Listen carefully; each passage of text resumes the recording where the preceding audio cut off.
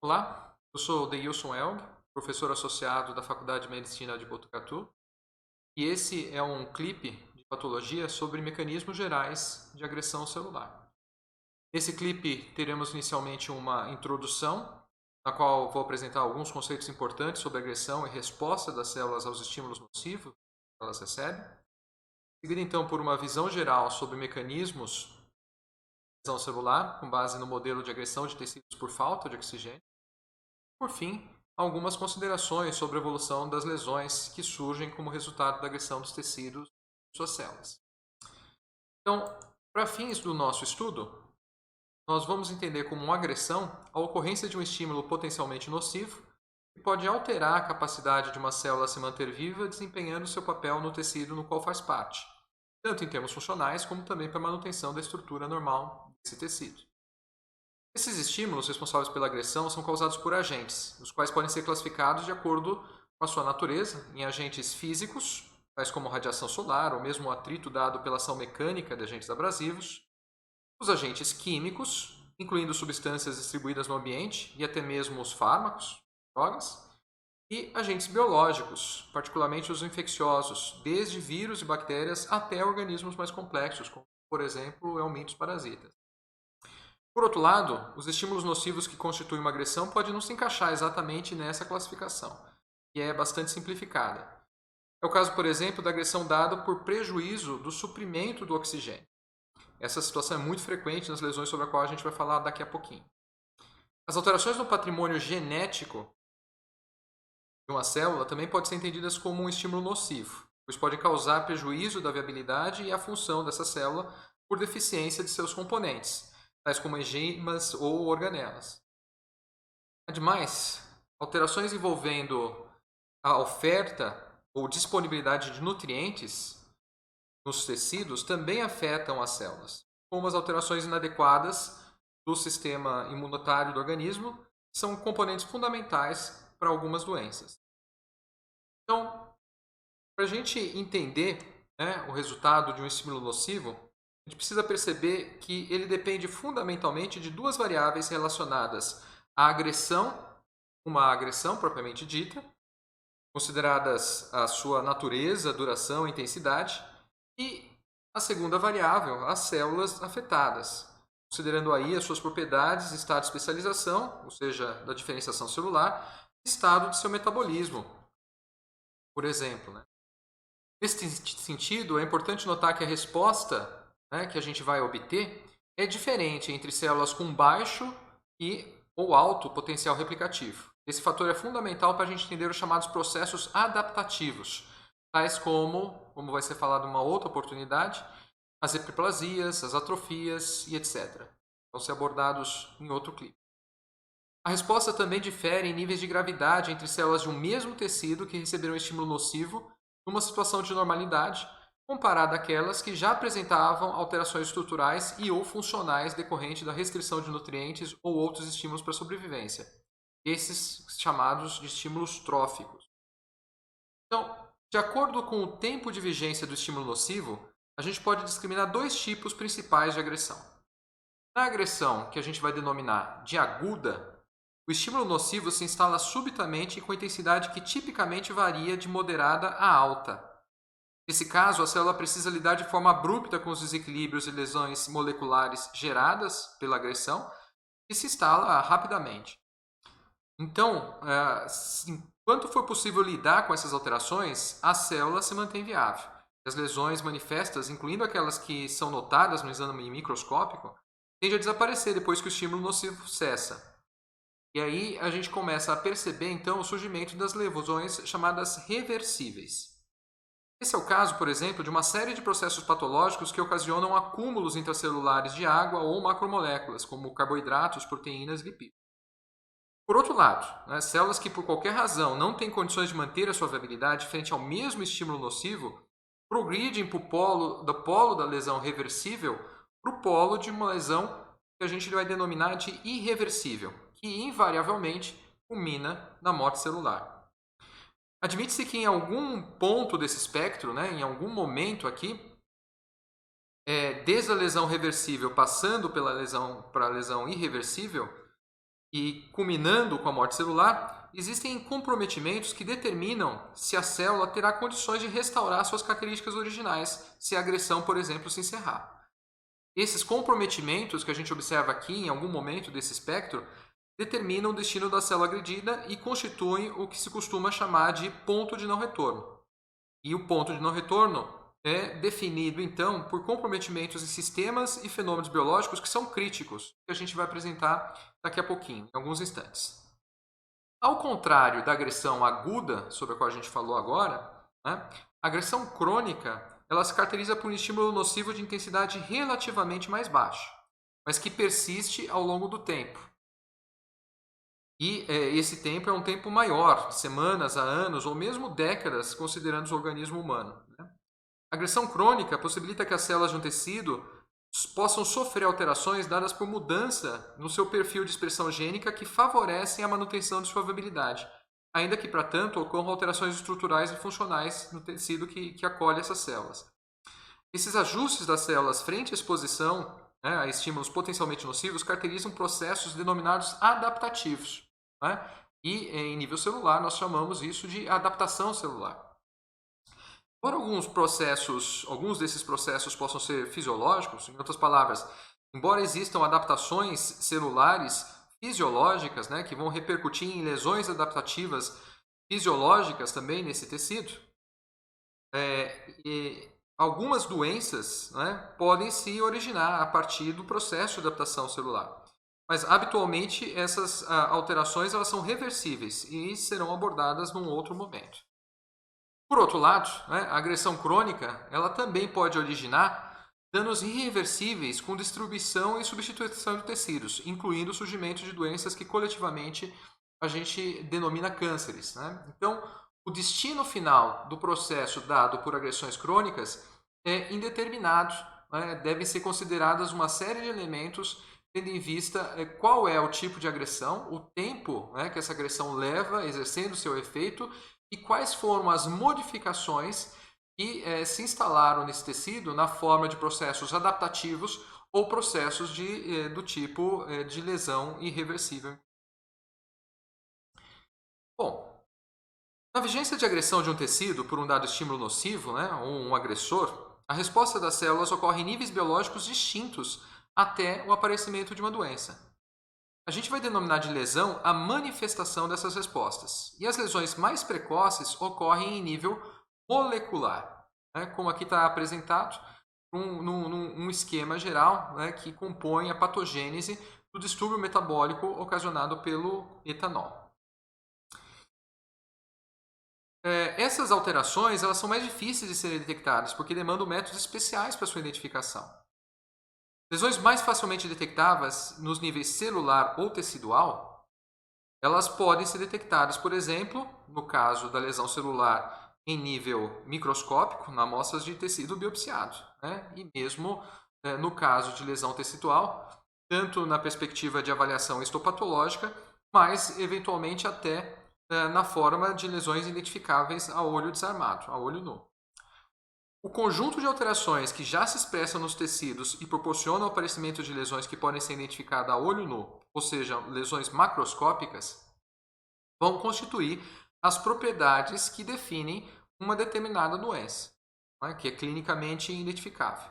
Então, uma doença é dada por um conjunto de alterações específicas, né, em geral, a gente vai identificar pelo menos algumas, que inicialmente acontecem em nível molecular, mas podem vir a se manifestar como lesões identificáveis em nível microscópico, que por sua vez constituem as lesões que se expressam em nível macroscópico.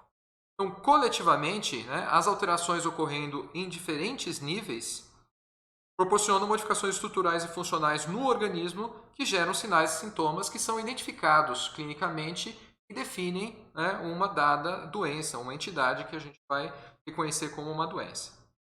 As lesões nesses diferentes níveis biológicos elas podem ser notadas nessa síntese da patogênese da doença que denominamos esteatohepatite alcoólica, na verdade. Em nível molecular, como a gente está vendo aqui, o etanol ingerido compromete a produção de energia e a síntese de proteínas transportadoras de lipídios nas células do fígado, por exemplo. Isso leva a um prejuízo de exportação de lipídios pelas células hepáticas que passam a acumular gordura e progressivamente perdem as suas funções como consequência. Então, esses hepatócitos cheios dessa gotinha de gordura que a gente está observando aqui não conseguem mais desempenhar suas funções adequadamente, por exemplo, na questão de metabolismo que é exercido pelo tecido hepático. O acúmulo difuso progressivo de gordura nos hepatócitos ocasiona um aumento do volume do fígado, né? E com o passar do tempo, as células hepáticas morrem. O quadro que inicialmente era de esteatohepatite com aumento, né, difuso do órgão, percebido clinicamente, passa a se desenvolver com substituição desse parênquima hepático por fibrose, um fenômeno que a gente vai denominar de cirrose hepática e que denuncia aí um dano grave das funções do fígado, né, e que expressa as complicações, como por exemplo a ascite, que a gente está observando aqui nessa última imagem. Então, conforme comentamos, a resposta celular a um estímulo nocivo depende de características próprias da agressão, mas também das propriedades e do estado das células agredidas. Se o estímulo nocivo cessa, pode ser possível que as células agredidas retomem a sua condição original se alguns dos seus componentes e processos biológicos fundamentais estiverem suficientemente preservados, tais como o patrimônio genético, né, da célula, necessário para que a célula tenha condições de expressar os genes necessários à sua sobrevivência, o metabolismo energético, né, que possibilita que a célula tenha condições de manter processos dependentes de energia, e nesse sentido é particularmente importante a respiração celular, né, dependente de mitocôndrias, que produz a energia necessária para esses processos na forma de ATP, né, e também a síntese proteica, sem a qual a célula não terá condições de produzir, por exemplo, proteínas estruturais, necessárias à manutenção do seu citoesqueleto e organelas, e das enzimas necessárias ao reparo e replicação do DNA, sinalização intracelular, produção de energia e etc. Para que a lesão seja reversível, temos ainda que considerar a manutenção da integridade da membrana plasmática, que é fundamental para o equilíbrio hidroeletrolítico da célula, além do reconhecimento dos estímulos tróficos e relações estabelecidas dessa célula com o seu ambiente. É importante notar que a perda da integridade da membrana plasmática, que pode inclusive ocasionar a ruptura, né, dessa estrutura, ela é um aspecto fundamental da lesão irreversível que culmina em morte celular. Por fim, né, cabe aqui a gente perceber um importante papel que os lisossomos, né, essas organelas, desempenham na determinação da reversibilidade das lesões. Os lisossomos, né, eles contêm uma grande quantidade de enzimas cujos substratos são diversas classes de moléculas importantes para o funcionamento celular, incluindo proteases, lipases e etc. Sim, as agressões que comprometem a integridade dos lisossomos, né, que estão aqui representados, pode ocasionar o derramamento desse conteúdo lisossomal e levar à degradação de diversas organelas e componentes celulares, que também culmina na morte celular. E aí um padrão, né, de morte celular que tipicamente é o padrão de necrose, que vai ser visto num outro momento. Bom, nós agora vamos abordar um importante modelo que explica os mecanismos de desenvolvimento de uma lesão reversível muito comum, né, que é o acúmulo intracelular de água dado por insuficiência no suprimento de oxigênio, né, e esse fenômeno a gente denomina de hipóxia, né, ou edema celular, que leva que está relacionado a um comprometimento na produção de ATP pelas células. Então, esse acúmulo de água que se dá em meio intracelular se dá por incapacidade da célula de gerar energia, né? E aí as causas podem ser das mais diversas, mas essa falta de energia acaba comprometendo o equilíbrio hidroeletrolítico celular com as repercussões que a gente vai ver daqui a pouquinho. Aqui a gente está vendo um esquema geral da patogênese dessa lesão que nós denominamos de degeneração hidrópica, que também, como eu falei, é conhecida como edema celular ou tumefação turva. O fenômeno aqui a gente não pode confundir com os edemas que a gente chama de intersticiais, que são aqueles observados, por exemplo, nos membros inferiores de indivíduos com dificuldade de retorno venoso do sangue, né?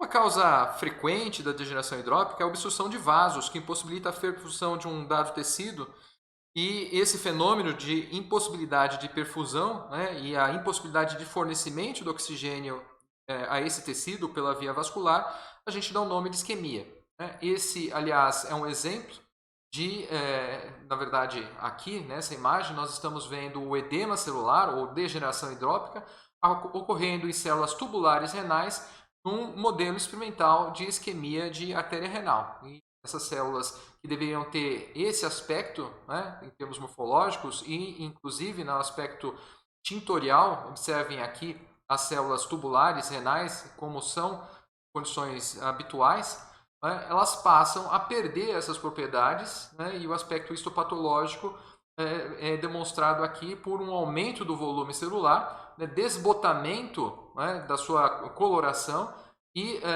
isso associado à entrada de água e, além disso, alterações que a gente observa nas organelas e nas estruturas celulares, como, por exemplo, a gente vê a condensação nuclear que está aqui apresentado e pode alcançar um nível tal de, e aí já mais em direção à situação de lesão irreversível, do que a gente chama de picnose, né? Uma condensação crítica, né, que está frequentemente associada à fragmentação nuclear e é um indicativo de lesão irreversível.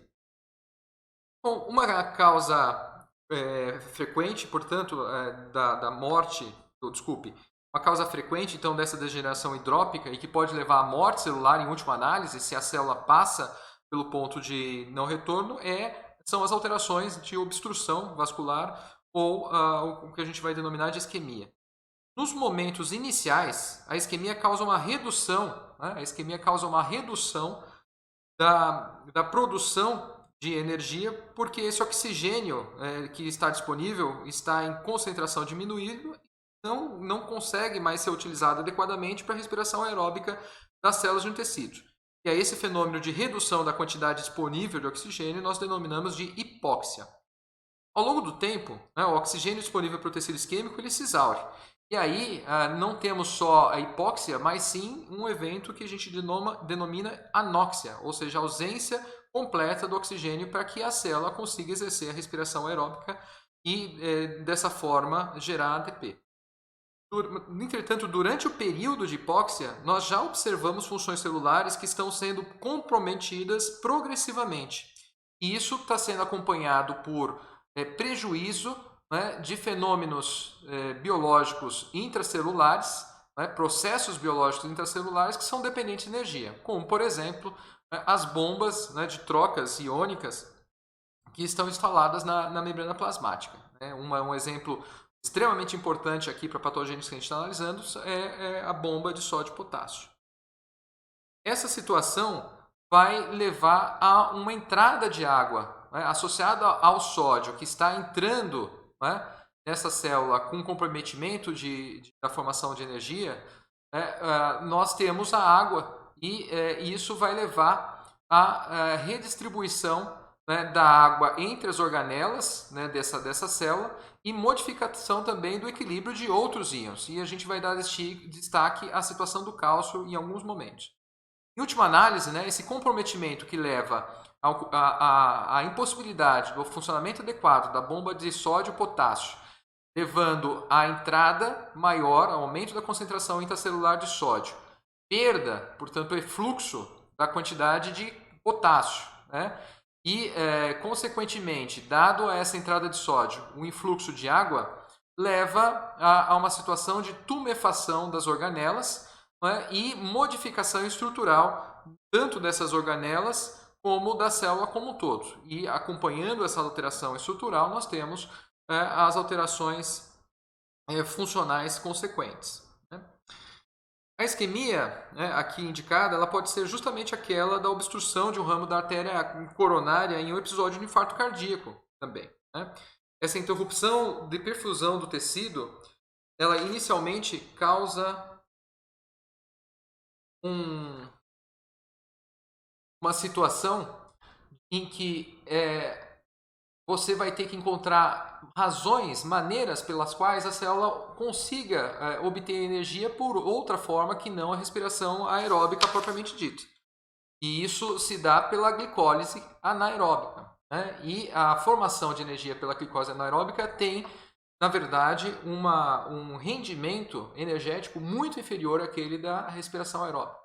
E tem outras alterações associadas ao uso dessa forma de produção de energia, como, por exemplo, um consumo muito rápido dos estoques de glicogênio intracelulares, né? E a produção de glicólise a partir desses estoques de glicogênio pela via da glicólise anaeróbica leva a um consumo, leva a uma produção, né, aumentada intracelular de ácido lático, que por sua vez propicia diminuição do pH intracelular. Essa diminuição favorece a ação de enzimas, né, que podem fazer a degradação de componentes celulares, né, e isso vai ser particularmente importante se a gente tiver liberação de conteúdo lisossomal nessa célula. Além do que, por si só, essa condensação permite essa liberação de ácido lático, aumento de ácido lático, diminuição do pH intracelular, leva à condensação, né, da cromatina e fragmentação dessa cromatina. Então, levando a gente a perceber a conexão da lesão reversível com a lesão irreversível, que pode se instalar se a agressão que está impedindo a formação de energia se manter por mais tempo, né?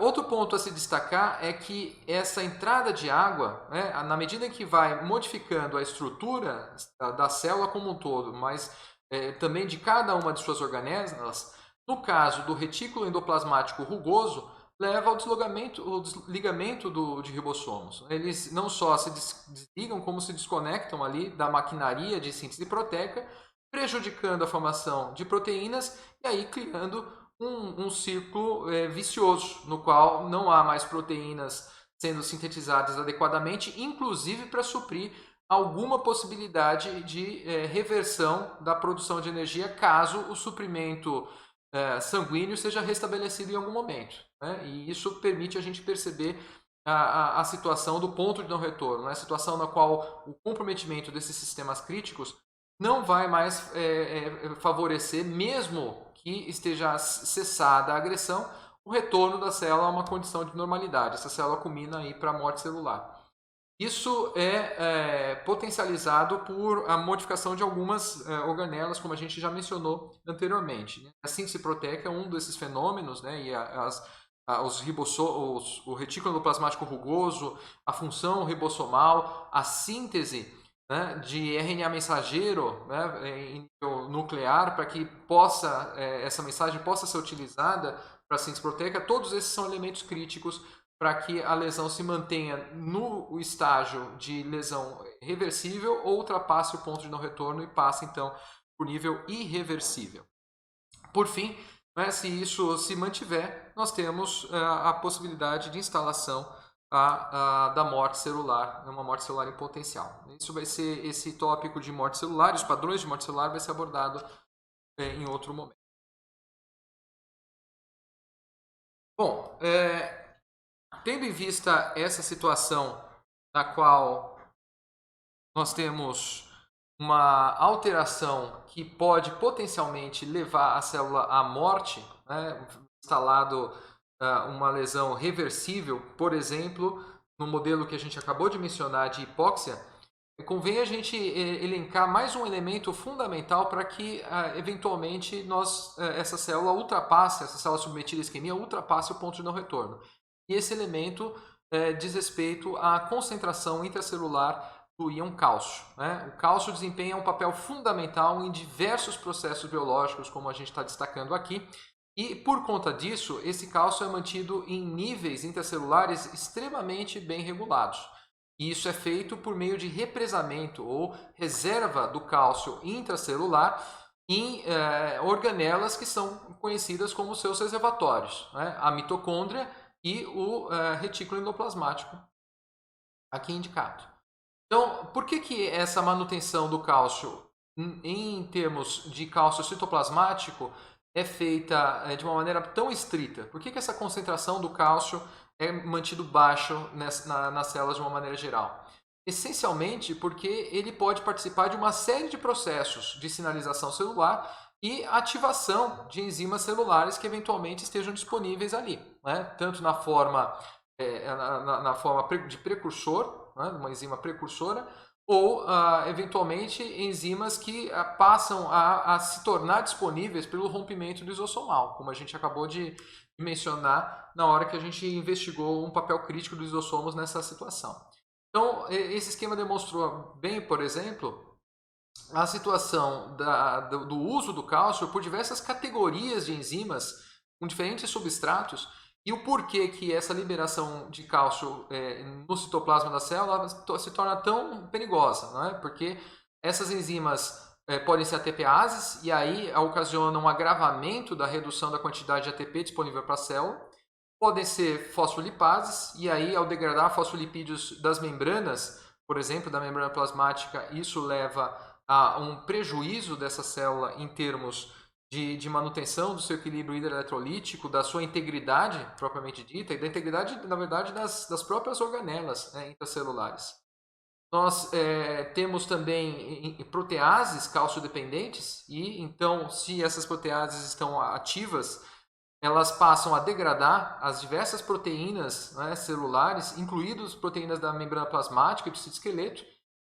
E temos também, só para citar mais uma categoria, endonucleases, enzimas que atuam diretamente no DNA e aí podem comprometer o patrimônio genético da célula por ocasionarem lesão da cromatina. Então, esse é um ponto fundamental para a gente perceber que, além daquelas organelas e sistemas críticos, processos biológicos celulares críticos que nós mencionamos antes, também a concentração de cálcio é um elemento muito importante para o destino celular. Se ela vai se manter no estágio de lesão reversível, apresentando alterações que podem se expressar na forma microscópica e eventualmente até na forma de uma lesão identificável macroscopicamente, ou se eventualmente essa célula ultrapassa o ponto de não retorno por conta de uma elevação de uma quantidade que a gente poderia chamar de tóxica do cálcio citoplasmático pelo deslocamento do cálcio dos seus reservatórios. Aliás, é importante notar que a própria manutenção do cálcio nesses reservatórios é dependente de energia, e aí o estudo de vocês vai mostrar que há uma enzima que faz esse transporte para dentro desses reservatórios, e isso faz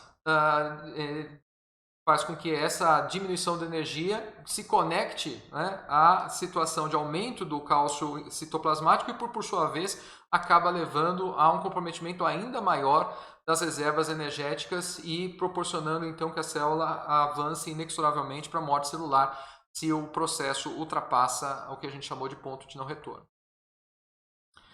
Bom,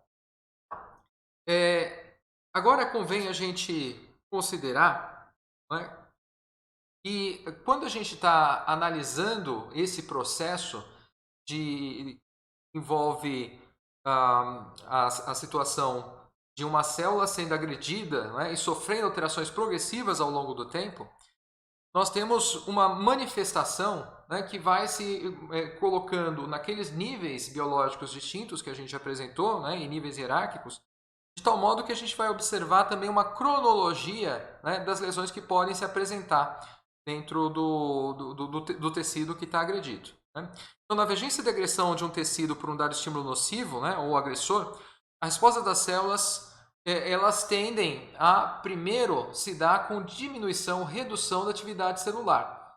E essa redução se dá ao mesmo tempo que a gente vai começar a observar as primeiras alterações, como no caso da degeneração hidrópica, a entrada de água e aquelas alterações morfológicas que a gente apresentou há alguns minutos atrás. À medida que isso vai acontecendo, a gente vai percebendo que vão aumentando alterações que já indicam inviabilidade da célula ou eventualmente já se instalam na forma de lesão irreversível. São essas alterações que estão apresentadas nessa outra curva e que constituem os achados que indicam a morte celular se instalando. Então, é importante notar que, entretanto, de que quando a gente está observando achados claramente discerníveis em nível histológico, por exemplo, relacionados à passagem da célula para aquele polo de não retorno, na verdade, a gente está observando aquelas alterações que estão nos níveis ultraestrutural, se a gente tem uma técnica mais sofisticada de microscopia eletrônica, por exemplo, para detectar, mas habitualmente o que a gente detecta mesmo são as alterações microscópicas, que são muito tardias. Em outras palavras, a morte celular, a viabilidade celular já foi comprometida muito antes. né? O achado que a gente identifica na histologia, ele passa a ser um achado, portanto, muito tardio. E dirá, então, aquelas alterações que a gente detecta em nível macroscópico, né?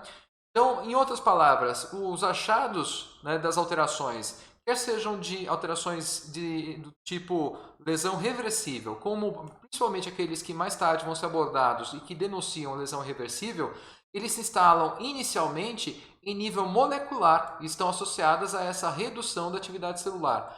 Só ao longo do tempo, né, é que essas alterações estão inicialmente se expressando na forma de comprometimento de células, da viabilidade dessas células, né, e passam a se manifestar, né, em níveis detectáveis, por exemplo, no nível ultraestrutural, ou eventualmente por lesões microscópicas, né, identificadas numa lâmina, ou as alterações que culminam ali com lesões macroscópicas, né? Então, isso é um ponto bastante importante, porque quando a gente está observando um tecido agredido, a gente tem certeza do que está acontecendo naquelas áreas em que o achado histológico denuncia, por exemplo, que a célula teve a degeneração, está em degeneração hidrópica, está com edema celular, ela está aumentada, está com as características tintoriais distintas, né? Ela está com aquele desbotamento, o citoplasma aumentado por conta desse acúmulo de água que a gente está observando. Entretanto, células periféricas que não estão apresentando esse aspecto, muito provavelmente, né, elas também já tiveram um comprometimento tal da atividade celular que, em verdade, estão, né, num ponto para além daquele ponto de não retorno, para além daquela posição do espectro que, na verdade, se associa a comprometimento de fenômenos críticos que inviabilizam a célula, mesmo que retirado o estímulo agressor, de ela retornar à sua condição normal, né? Então, esse é um ponto bastante importante, uma mensagem bastante importante que a gente deve ter daqui para diante no nosso estudo de patologia. Bom, por fim, né, convém a gente perceber que quando a agressão sai do parâmetro ali das lesões reversíveis, e caminha então para a morte, né, inexorável dessa célula. Então a célula já está inviável, por exemplo, metabolicamente, está sofrendo alterações morfológicas que eventualmente vão se expressar na forma histológica e na forma, por exemplo, de uma lesão macroscópica que a gente identifica como uma área de necrose, né? Só para nomear ali uma situação que vai ser frequente no estudo de patologia que nós estamos fazendo. Essa situação de morte celular, na verdade, pode apresentar diferentes padrões, né? E esses padrões estão relacionados não só ao tipo de morte celular por conta do aspecto morfológico, mas principalmente pelo mecanismo pelo qual essa morte celular se instalou. Então, as alterações morfológicas são, em verdade, reflexo desse mecanismo da patogênese do tipo de morte celular que está se instalando. Então, nós falamos, por exemplo, do modelo de agressão por deficiência de oxigênio. Esse modelo da lesão isquêmica, ele é bem fácil da gente perceber a progressão das alterações envolvendo lesões reversíveis até lesões irreversíveis, tipicamente culminando com a morte celular do tipo necrose, que é o que a gente está apresentando aqui. Em outras palavras, uma célula normal sofre essa agressão, por exemplo, né, da lesão isquêmica, está sofrendo hipóxia, começa a sofrer as alterações e ainda se caracterizam como alterações reversíveis, então essa é o próprio processo de degeneração hidrópica.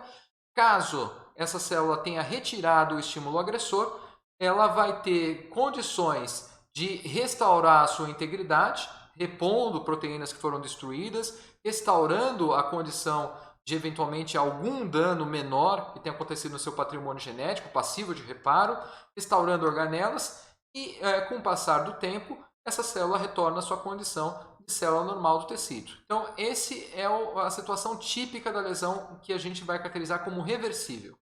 Entretanto, aquela célula que está nesse ponto, né, das alterações ainda reversíveis, mas está submetida a uma manutenção da agressão e tem comprometido aqueles sistemas, processos biológicos críticos, passa então o ponto de não retorno e aí nós temos características muito associadas ao tipo de morte celular que ela vai expressar no final desse processo. E aqui o padrão que está sendo demonstrado, mas poderia ser outro, por exemplo, poderia ser o padrão de morte celular por apoptose, que vai ser comentado em outro momento, mas nesse caso, e é o que é mais frequente, nós temos um padrão do tipo de morte celular que está sendo denunciado, né, por essa vesiculação, né, e rompimento da membrana celular posteriormente, pela degradação de estruturas intracelulares, quer sejam elas organelas, quer seja clivagem nuclear, destruição da carioteca, a formação de estruturas dados por complexos de componentes extracelulares, como o caso das figuras de mielina, que se formam a partir das estruturas lipídicas, né, restos de membranas, a peroxidação lipídica que os lipídios dessas membranas vão sofrer, e, por fim, né, uma degradação da célula na forma de lise celular. Né? Essa é a característica fundamental desse padrão de morte celular que a gente chama de necrose, né, que vai discriminar esse padrão da morte celular de apoptose que vai ser visto no outro momento. Né? Então, para encerrar a nossa conversa, né, o que nós temos como mensagens finais importantes e para que vocês foquem o estudo de vocês desse tema da patologia geral. Primeiro, né, a resposta celular tecidual ou tecidual à agressão depende de propriedades constitucionais e também das situacionais, né, de como a célula está no momento da agressão, né, e também das características do estímulo agressor, da sua intensidade, da sua natureza e assim por diante. Os processos patológicos decorrentes desses estímulos agressores, eles podem ser classificados como agudos, né, ou crônicos, né, como nós demonstramos, de acordo com como essa agressão se instalou, né, e inclusive de acordo com a sua intensidade, né, mas principalmente de acordo com a sua persistência ao longo do tempo. Ainda que, mesmo, entretanto, né, a gente deve considerar que lesões irreversíveis se instalam com agressões de alta intensidade, né, que não permitem, por exemplo, que se instale um processo mais demorado, que permita a adaptação celular. Essas agressões de alta intensidade tipicamente levam a um dano do tipo agudo, né, e inviabilizam a instalação de um processo de ajuste dessa célula às novas condições ambientais que ela se viu exposta. Lesões reversíveis ocorrem quando não há um comprometimento grave de componentes e processos biológicos críticos da célula. Né? Isso é bastante importante. A lesão só se mantém, né, como reversível enquanto você tiver uma preservação tal, né, desses processos biológicos e de uma estrutura mínima celular que permita com que, uma vez cessada a agressão, ela seja recomposta, ela tenha condições de restaurar a sua homeostase, né, e consiga ali restaurar algumas propriedades fundamentais da sua estrutura e da sua atividade celular no tecido na qual ela se instalou. Outro ponto extremamente importante, né? A regulação dos níveis intercelulares de cálcio é crítica para a evolução de lesões reversíveis para as lesões chamadas irreversíveis, como a gente já viu. Isso vai ser, inclusive, um ponto importante de discussão, um tópico subsequente em que vai ser abordado o processo de calcificação patológica. Né? Isso se conecta de maneira bastante direta com o tópico que nós abordamos hoje. E, por fim, a resposta celular à agressão é inicialmente dada por alterações moleculares, sendo que são tardias as alterações que se manifestam como lesões micro ou macroscópicas. Né? Então, esse é um ponto importante para a gente. E lembrem que a situação que a gente identifica, por exemplo, no exame histopatológico, e ainda mais aquelas alterações que a gente identifica macroscopicamente na forma de lesões manifestas, como, por exemplo, no caso de um fígado esteatótico, palpar esse fígado esteatótico, na verdade é um achado muito tardio de alterações moleculares que aconteceram há bastante tempo antes e que já podem comprometer áreas diferentes do tecido em níveis diferentes. Em outras palavras, eu posso ter áreas do tecido que expressam características de lesões reversíveis, sim, mas outras que já estão anunciando lesões do tipo irreversíveis. Nesse caso, né, na patogênese da esteatohepatite alcoólica, isso tipicamente se expressa na forma de substituição do parênquima hepático por fibrose, né, o que caracteriza o que a gente chama de cirrose hepática. Então era isso que a gente tinha para abordar, né? Espero que tenha auxiliado o estudo de vocês e nos encontramos aí num outro momento para o nosso estudo, né, um outro tópico para o nosso estudo de patologia. Ok? Muito obrigado, né, e até a próxima.